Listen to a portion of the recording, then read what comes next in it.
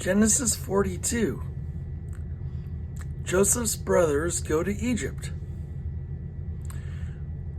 When Jacob learned that there was grain in Egypt, he said to his sons, "Why do you just keep looking at each other?"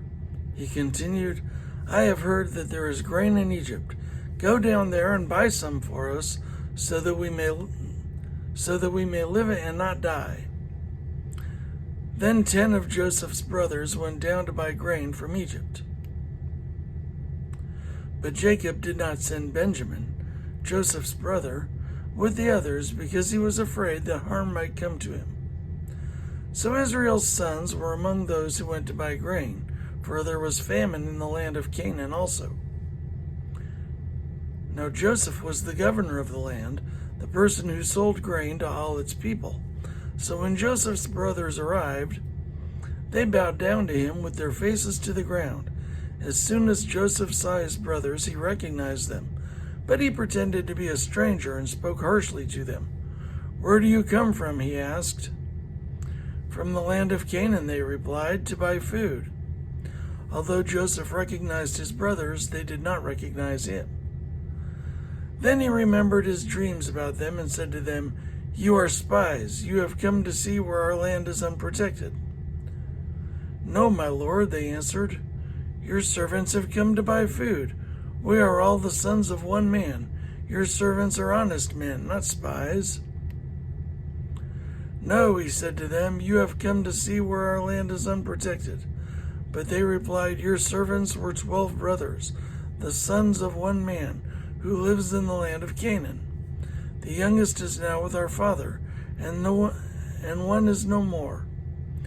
And Joseph said to them, "It is just as I told you. You are spies, and this is how you will be tested.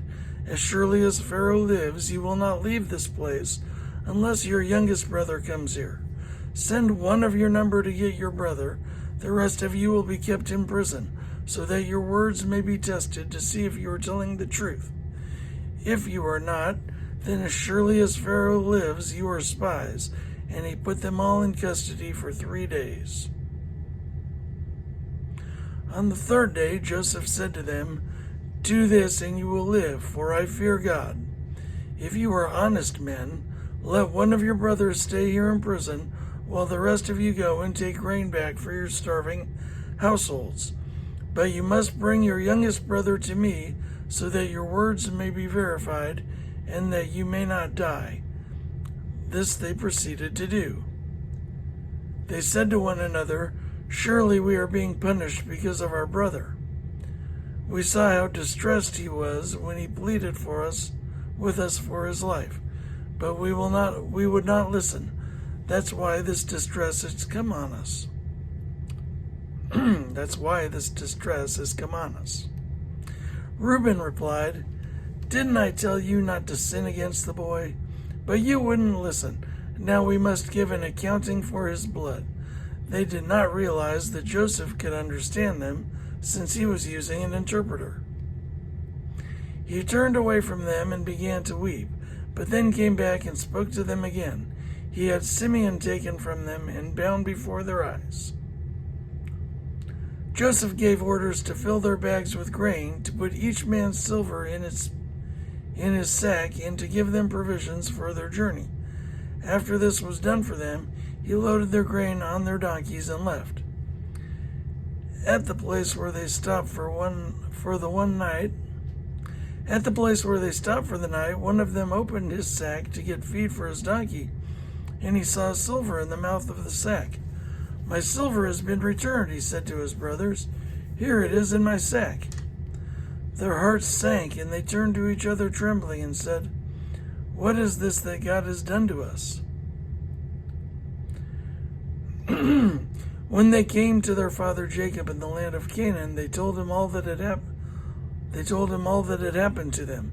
They said, "The man who is lord over the land spoke harshly to us and treated us as though we were spying on the land. But we said to him, 'We are honest men, we are not spies. We were 12 brothers, sons of one father. One is no more, the youngest is now with our father in Canaan.' Then the man who is lord over the land said to us, 'This is how I will know whether you are honest men. leave one of your brothers here with me and take food for your starving households and go. But bring your youngest brother to me, so I will know that you are not spies, but honest men. Then I will give your brother back to you, and you can trade in the land." As they were emptying their sacks, there in each man's sack was his pouch of silver. When they and their father saw the money pouches, they were frightened. Their father Jacob said to them, "You have deprived me of my children. Joseph is no more, and Simeon is no more, and now you want to take Benjamin. Everything is against me." Then Reuben said to his father, "You may put both of my sons to death if I do not bring him back to you. Entrust him to my care, and I will bring him back." But Jacob said, "My son will not go down there with you. His brother is dead, and he is the only one left. If harm comes to him on the journey you are taking, you will bring my gray hair down to the grave in sorrow." Down to the grave in sorrow.